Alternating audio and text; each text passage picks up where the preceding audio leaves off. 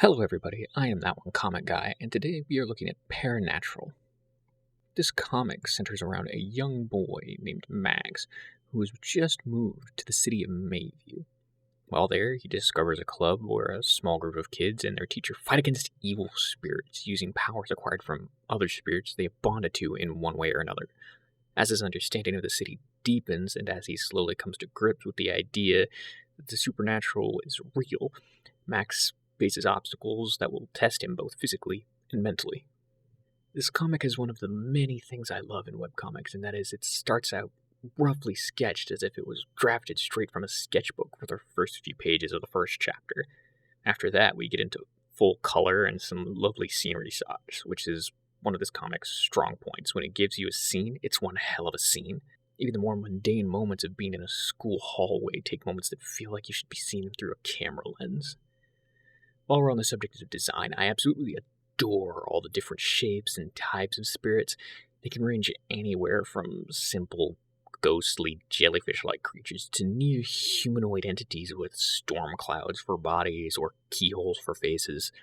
You name it, there's probably a spirit to personify it in some shape or form.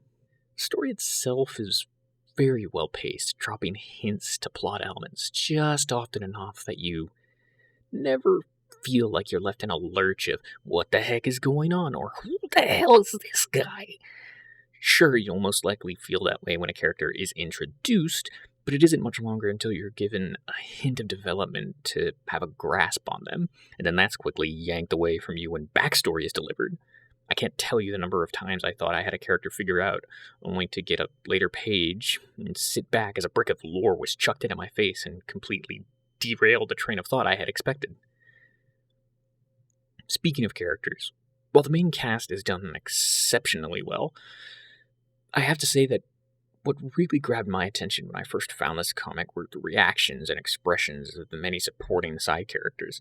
Some of them only show up for a handful of panels in most cases, but lord do they have some moments. Sometimes it's just a one-off panel of a character just demanding silence, while in other cases it's a long-running joke that doesn't seem to have a punchline as of yet, other than simply showing you the many quirks of the people who live in Mayview. As for the main cast, which is still growing, I have to say Max is probably my least favorite of them all. Not to say I don't like him, he just doesn't grab my attention as well as some of the other characters he has to be alongside most of the time. My personal favorite would have to be Isabel. I'm mostly drawn to her because her issues seem the most tangible to me.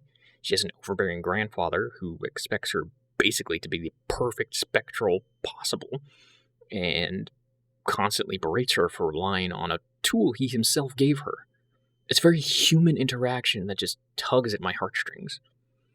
She's usually so confident and self-assured, but then she has these slow scenes when you see the frustration she feels from being put down so much. You see her struggle to come to grips with loss as well as try to move forward afterward.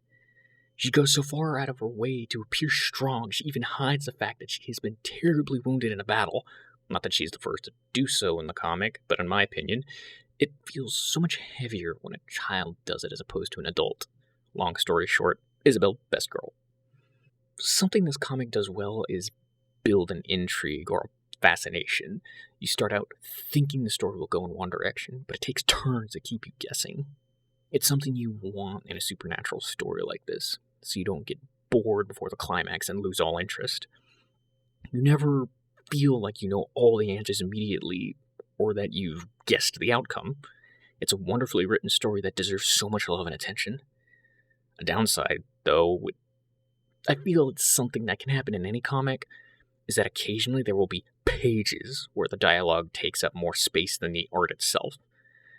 There will be walls of dialogue, sometimes used for comedic effect, other times it's because a character is simply monologuing. This can feel kind of intimidating if you're used to Western comics or manga, where they very sparingly do something like this. Once you get used to it, though, it's nothing more than a part of the comic style. Other than that, since this comic isn't finished as of writing this, there isn't much else in the way of negatives. This comic is still ongoing, updating on a Tuesday, Friday schedule.